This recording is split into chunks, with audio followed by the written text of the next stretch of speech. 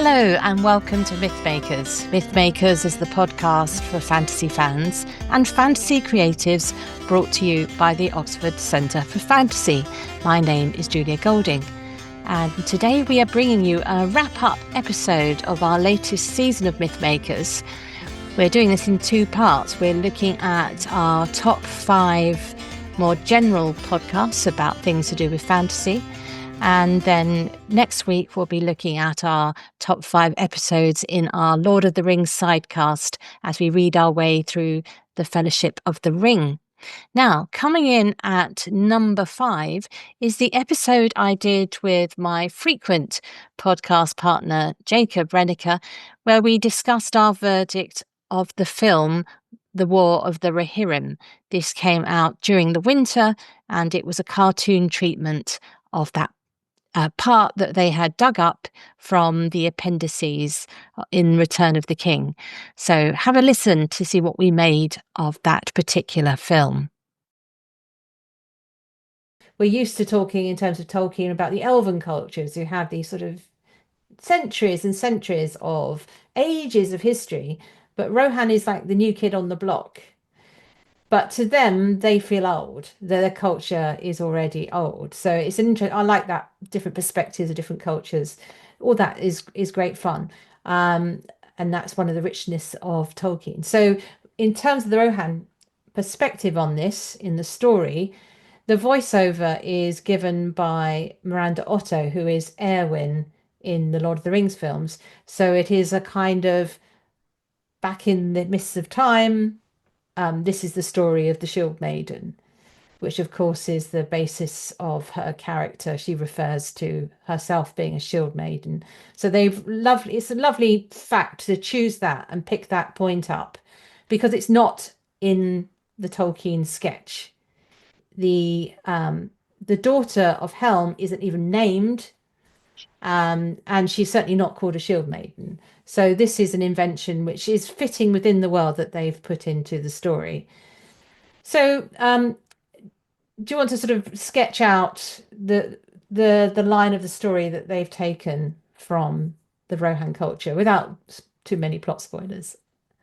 Spoilers. So conflict between Rohan is kind of a confederacy of different almost like tribal units that are kind of unified under a head, and that is Helm Hammerhand, who's our kind of main character at the very beginning of the story that this really hangs on in the appendices. It's really Helm Hammerhand and what his legacy is, setting up moving from the first line of Kings of Rohan to then our kind of following second line of kings.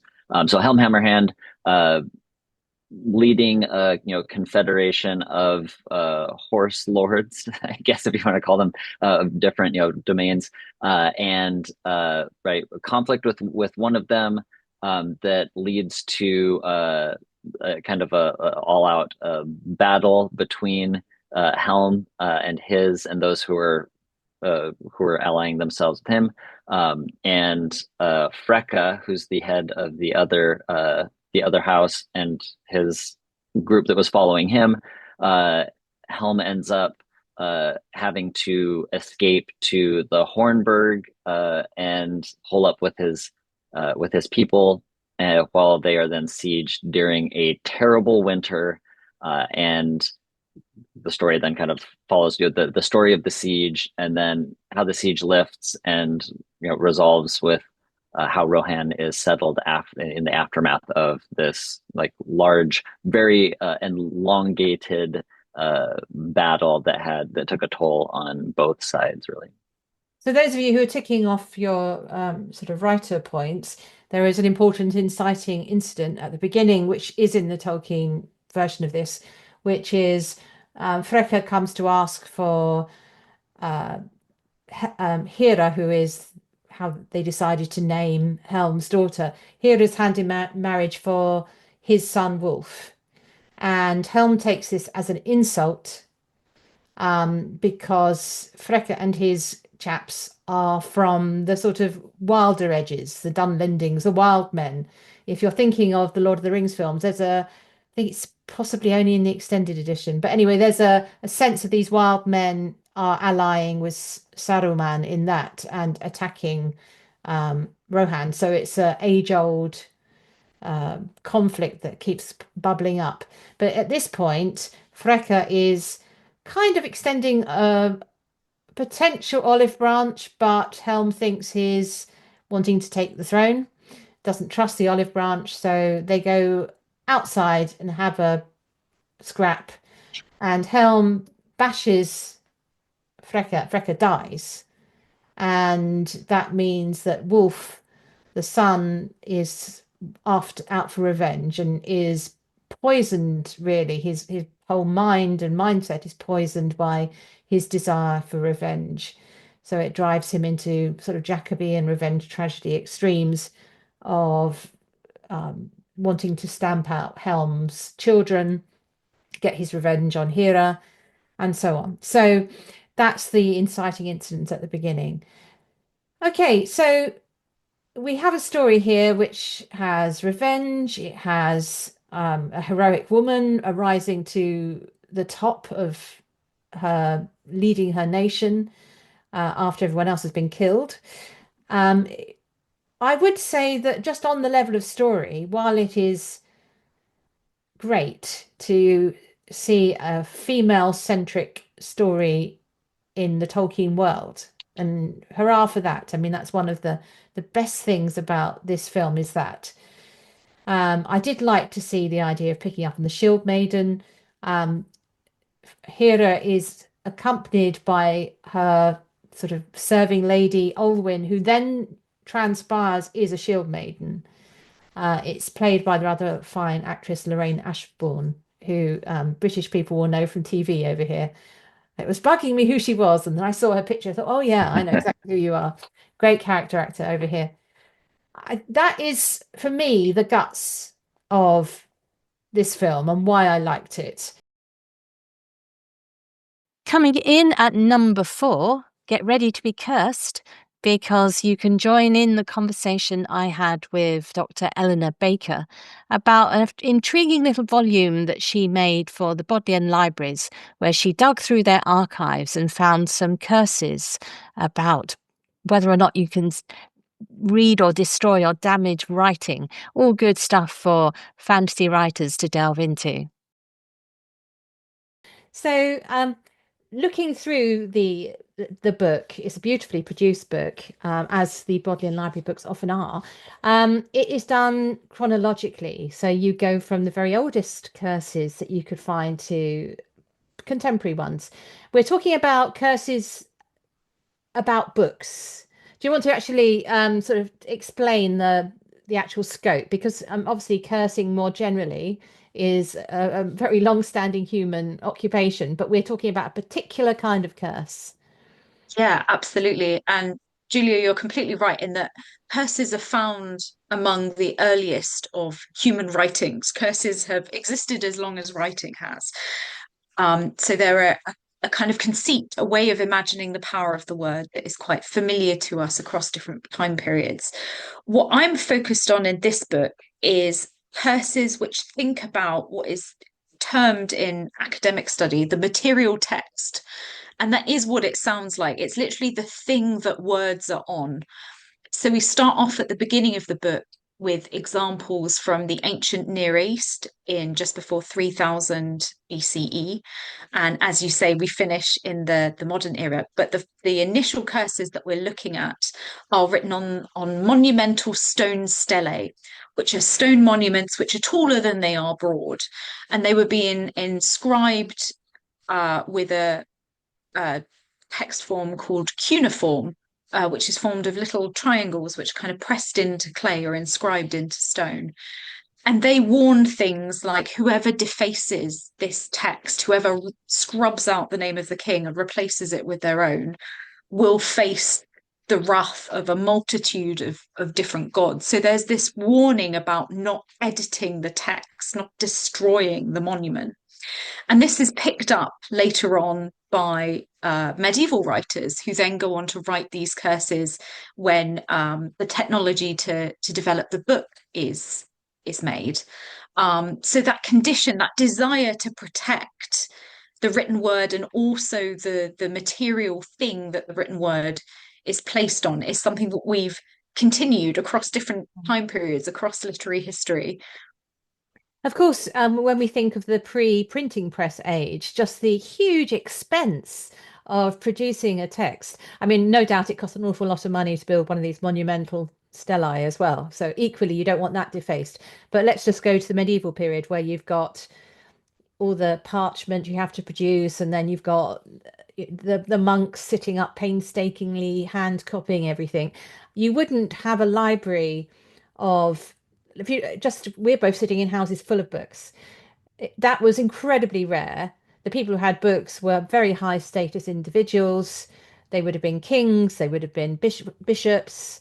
Um, and the idea of somebody coming in and stealing a book would be the equivalent of stealing a jewel, literally. It's very high status. So you can see why a curse is employed.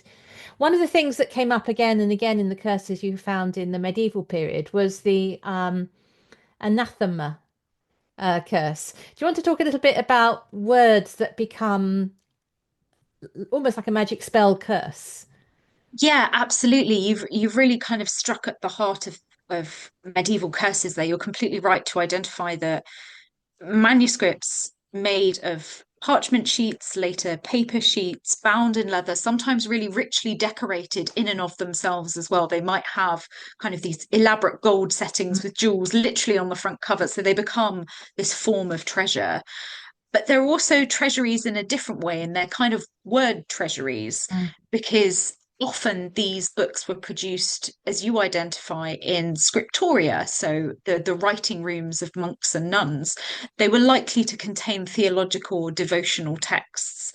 And so the text itself had an importance beyond the book itself. It's something of divine importance. Yeah, so you can absolutely see that there are lots of different layers of value that are kind of compounding together that might make someone want to protect it with a curse. In terms of the different phrases that people come up with, yeah, anathema literally means in Latin cursed. It obtains these connotations of excommunication, particularly of being removed from the society of the church, literally being cast out by society as you know it. So the threat of being excommunicated, of being anathema, was really strong.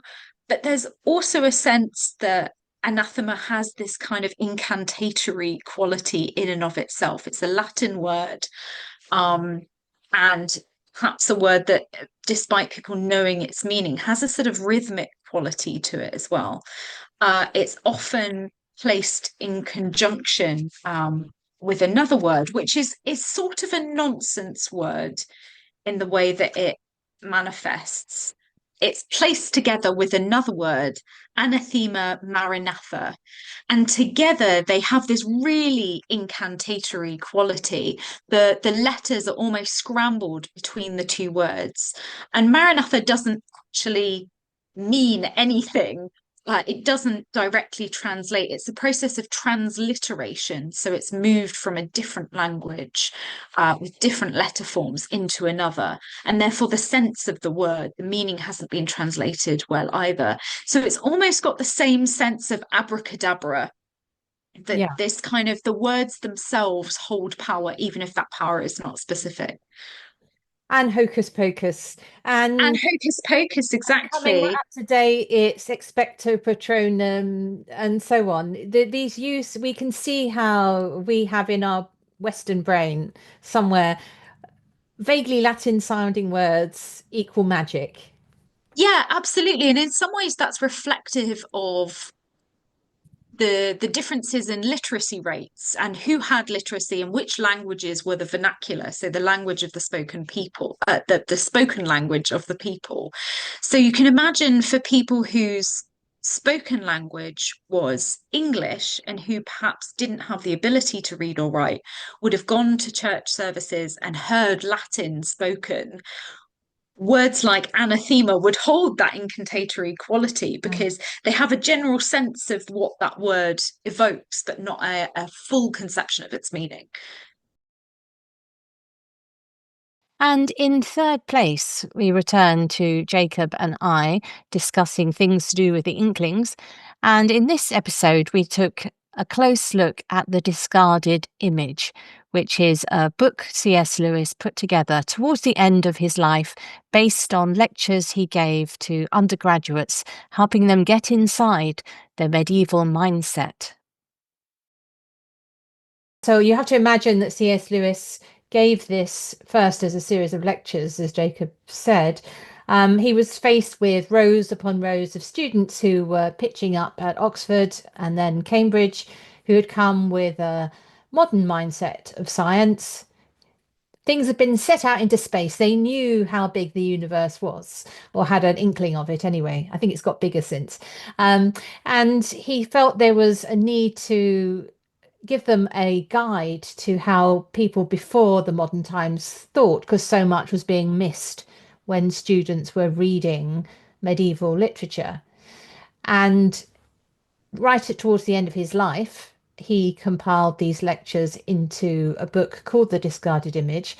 Rather poignantly, the prologue is written in 1962, and the book is published in 1964. And 1963, the intervening year, is the year in which he dies. So it's very much something that comes out right at the end of his career. Okay, so that was the purpose of this book. Just so you can sort of feel what it's like to read. It is a scholarly book, and there are large chapters on things like the Latin writers that the medievals were reading, who aren't on any present day bestseller list. People like Plotinus, Boethius, who I think is probably, I certainly knew a bit more about him.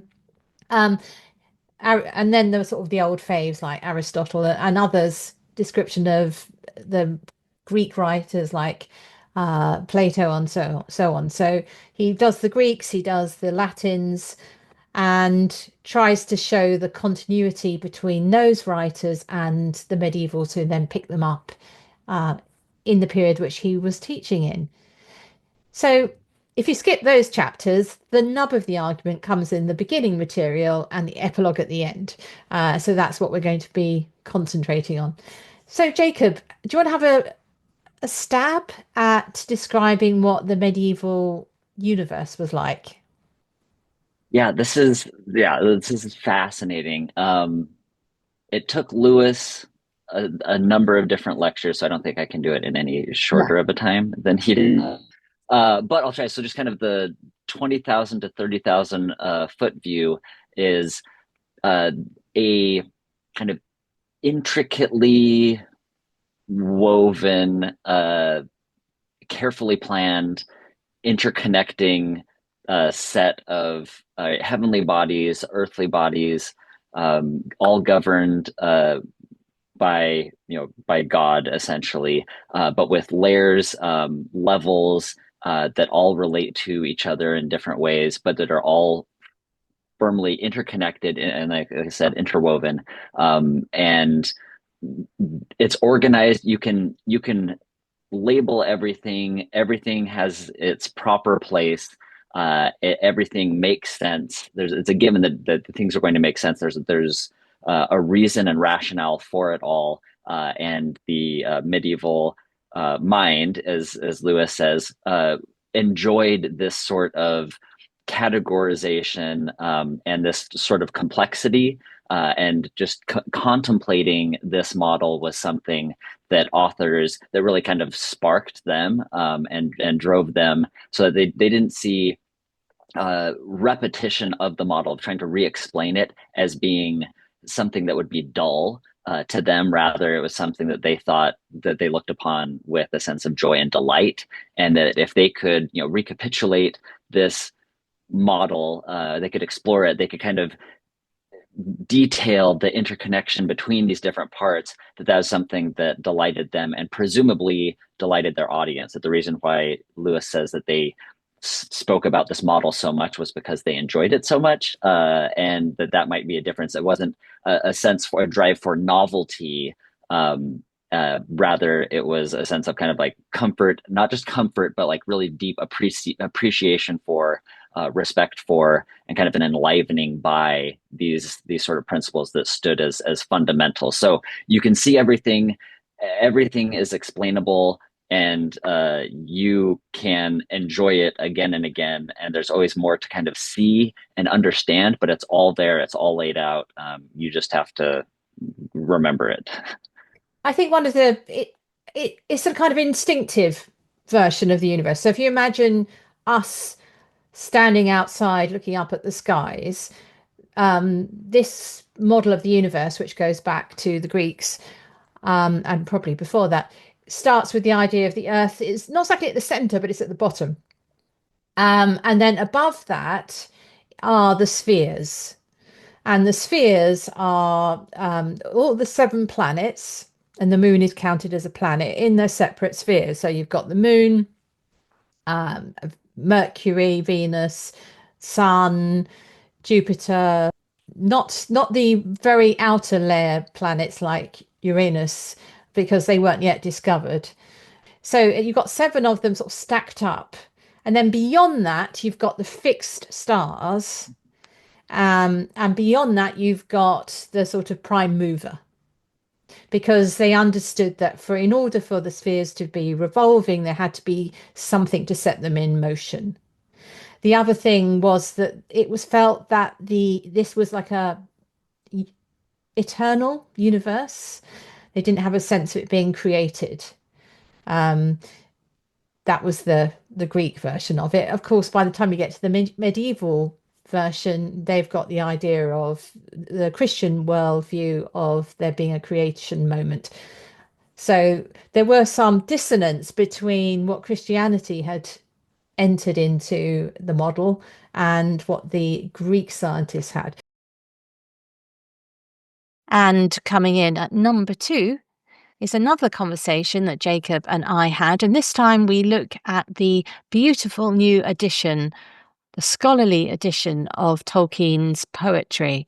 It's a wonderful 3-volume set that spans his poetry from his war years all the way up to the very last poems he wrote. And here you have a little section where we discussed his playful poems, some of which appear in The Lord of the Rings. I was drawn to talking about the playful poems because that is a thread that goes all the way through. So he starts writing these when he's a young father, sort of playing around with the idea of the nursery rhyme having a sort of bigger backstory. And then he reworks some of them to fit into The Hobbit and The Lord of the Rings when he needs a poem. So he goes to his drawer of his notebook of poetry and draws them out and shifts and changes them to fit the context. And then, of course, later on, he puts together the Tom Bombadil collection of poems where some of these get reworked again, and he blows off the dust of some others that he has. And then, of course, he does publish that volume of poetry during his lifetime. So I would say he hoards poetry like a dragon and polishes them up for display at the right moment. We should also mention, we probably won't go into detail about this because I don't think either of us speak Anglo-Saxon or Elvish, but there are long poems written in other real and invented languages. The thing about the connection between his interest in languages and his interest in poetry is sound. That these sound wonderful, even if you don't know what they are saying. The translations provide a wonderful insight into what's going on, but in a way you don't need that because it's the sound of them that is so intoxicating. And that is something which he did both professionally. There were some attempts to encourage students of these languages by writing new poetry for them in it, but also what you were mentioning about sparring with them and creating his own, and of course exploring the possibilities of Elvish in in verse.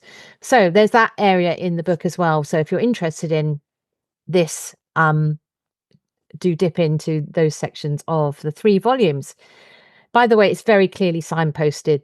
Each volume has all the poems listed at the beginning. You just need to look down, find the one you want to follow, and go to it. It's very clearly signposted. Anyway, what I want to talk about now is how so many of the poems of that early period start in one context and get dragged into the Middle-earth context. I've got a couple in mind, but was there anywhere you followed the footnotes and thought this is a really interesting evolution, giving insight into his thinking? Yeah, the earliest one that really where I realized that this was going to take me a lot longer than I thought it was getting into the thick of the footnotes for the grimness of the sea, later, titled The Tides, later titled Sea Chant of an Elder Day, finally titled the Horns of Ylmir or Ulmo. So you see it's a poem that starts about just his feelings about the coast and the ocean against the shore. That's what it initially was, but then through these successive kind of iterations, revisitings, reworkings, it becomes a poem about a song of 74 lines that Tour makes for Arundel. So it goes from just musings, kind of just capturing his feelings, staring at the coast, to then being fully incorporated into his legendarium in this, epic poem, essentially, that's fully, you know, embodied by some of the characters that he's created here, and actually done in their, voice and from their perspectives, to fit consistently within his larger legendarium. So that was the one that for me kind of, that kind of changed. You see it, no pun intended, ebbing and flowing from his, between all of these different versions and all of the different individual, strike throughs and edits and reworks. So that one, that was probably the one for me that was the earliest on, that just kind of signaled to me like, okay, here's, like you said, he's hoarding these ideas that he has. And I don't know if like hoarding, I'd say maybe, I love that image. I'd say for him, it's kind of like, cultivating. If gold was living, which the dwarves would say it is, so I don't want to say that gold, it doesn't actually have life, but it's, he's kind of storing these away and then like bringing them out, not just like to polish them, but to kind of like water them and see if there's something that he can add to or join to this larger kind of organic organism, this world that he's creating. Is this something that he can transplant from this original context, and will it survive if given the proper care and feeding in this new world legendarium? Because I think he assumes that the legendarium has been kind of essentially a constant his whole life, and so anything that he's created possibly has roots or connection. It's all watered by the same rain, and enlivened by the same sun that's he's been experiencing his whole life. And so I think that's why he sees it as that he could just like rifle through his file cabinet and say, here's a poem about any of these things, and he would actually look at it and take it seriously as something that could possibly fit in here. And so that was a fascinating, this grimness of the sea going to the horns of Ylmir transformation as kind of his process of trying to get his mind around his whole life and his whole creative identity as a creator, as a sub creator. So that was probably one for me. I don't know which ones for you were fascinating. Yeah, another one in that early batch is one called The Trees of Cotyrion, which is based on the real city of Warwick. Now, Warwick is it's probably about 50 miles north of Oxford, and would have been a place that he certainly visited or met his wife there during these sort of war years, that early stage of the marriage. It was one of the places he was near. So it was a very special, beautiful place for them. And it is a very beautiful city. It's got a fabulous, absolutely jaw-dropping castle. So all very mythic. And finally, our most popular episode was a conversation I had in 2 parts with Professor Nick Groom, who has written the book on 21st century perceptions of Tolkien's writing. In this little bit, you'll hear how Professor Nick moved to Macau just as COVID was about to hit the world. But we go on to look at how he has given serious attention to Tolkien's writing as literary works in the same way you would other modernist writings. So just that we've got a non-specialist audience listening. So the Battle of Morden is an Anglo-Saxon poem, and the homecoming of, how do you say that, Beornoth? I think it's Beornoth, Beornoth Beornoth is a drama, short drama, which Tolkien wrote, which is like a spin-off. His adaptation of the Battle of Morden. So that's absolutely fascinating. So I noticed you said you moved in 2020. Am I wrong in thinking you were butting up against COVID when you moved? Within 2 weeks, COVID had followed me here, and indeed was spreading around the world. So it wasn't the happiest of times, but we made it. Tough beginning. So your book charts the writing of The Hobbit and The Lord of the Rings with a sort of academic interest to start with. I would say that if you want to gen up on a kind of modern way of looking at the writing and reception and possible interpretation of the book, this is a great paperback to buy.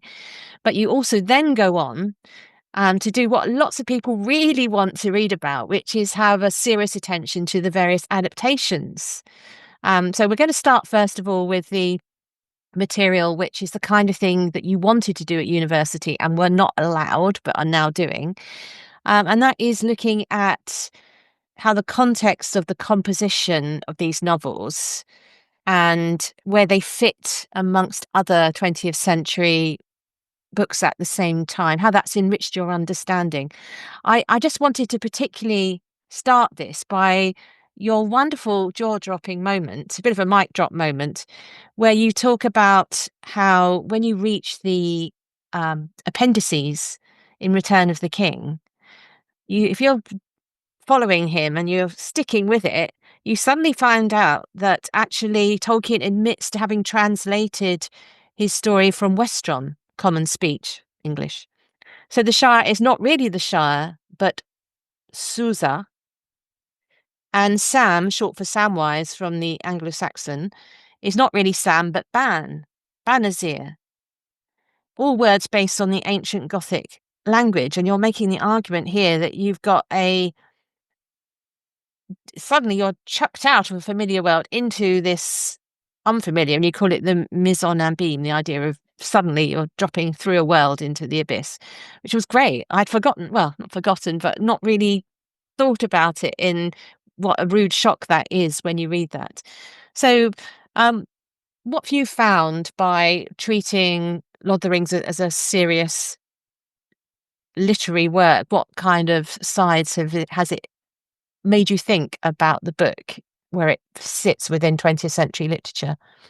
Well, that's a very interesting question because, of course, the tradition of Tolkien criticism and scholarship has really been led by those working on earlier literature, such as Anglo-Saxon medieval period, as a way of hunting for Tolkien's sources and showing how inventively and creatively he adapted materials, and also as a gateway to introduce readers to that earlier period of literature. So in that sense, sort of Tolkien's a bit of a godsend for medievalists because it encourages readers to return to that period.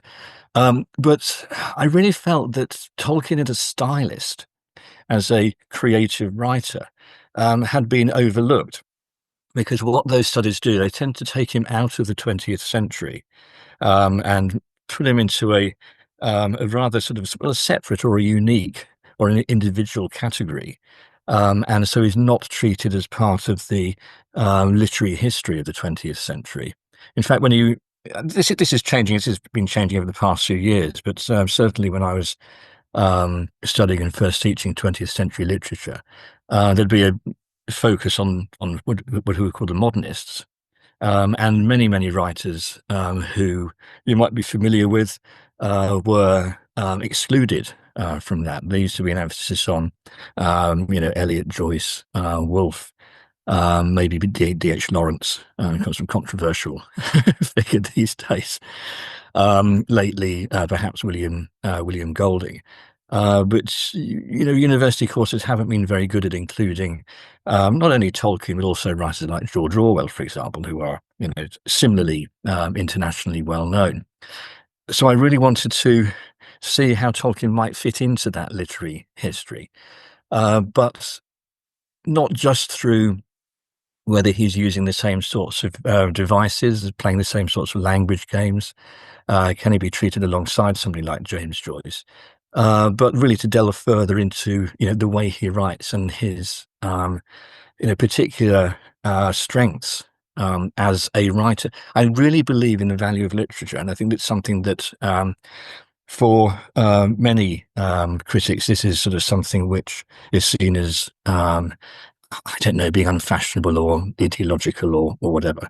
But I think we have to be able to, as critics, have sort of the courage of our convictions and say when we think a writer is good and why they are particularly good.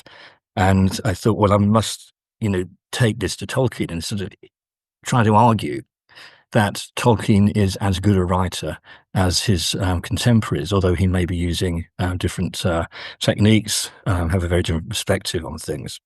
So I really wanted to think about those elements. Also, Tolkien's readers get very, is possessive the right word? Yeah. They certainly feel Yes. very I keenly think it is. that Tolkien belongs to them. And this does sentimentalize his writing, and there's a strong identification with many of the characters. But I also, when I was rereading it, I realized not only what a dark book it is, but also how it's full of failure and uncertainty and ambiguity. One of the things that interests me is that Tolkien is described as a world builder. And of course, he has this fantastic linguistic foundation for Middle-earth. He produced maps, which Christopher Tolkien, his son, then drew. He has things like the family trees, the genealogies, even heraldry. He was an artist as well. So there's a big emphasis on how Tolkien creates this sort of really sort of thickly woven, watertight world. But it's not.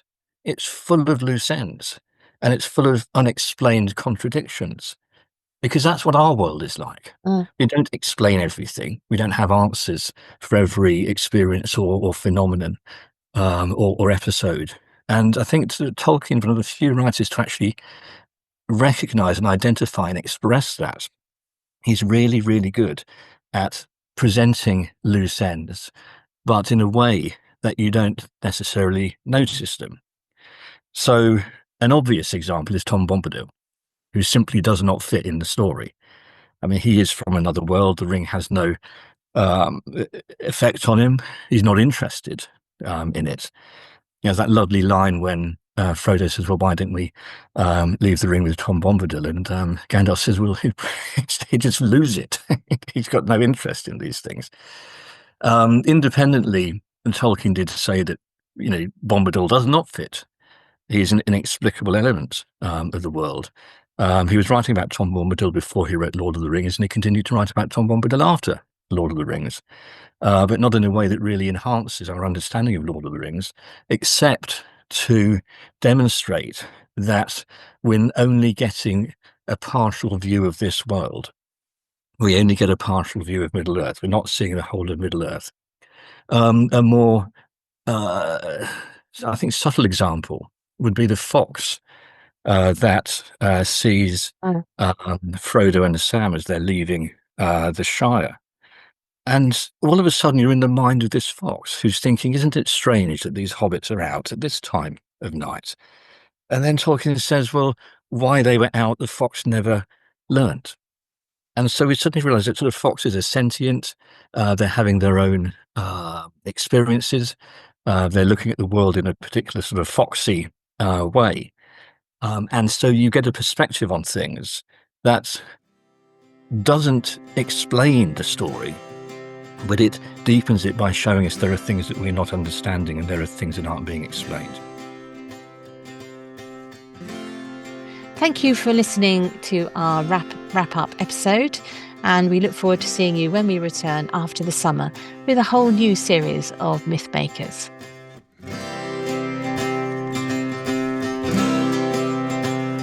Thanks for listening to Mythmakers podcast, brought to you by the Oxford Centre for Fantasy. Visit oxfordcenterforfantasy.org to join in the fun. Find out about our online courses, in-person stays in Oxford, plus visit our shop for great gifts. Tell a friend and subscribe wherever you find your favourite podcasts worldwide.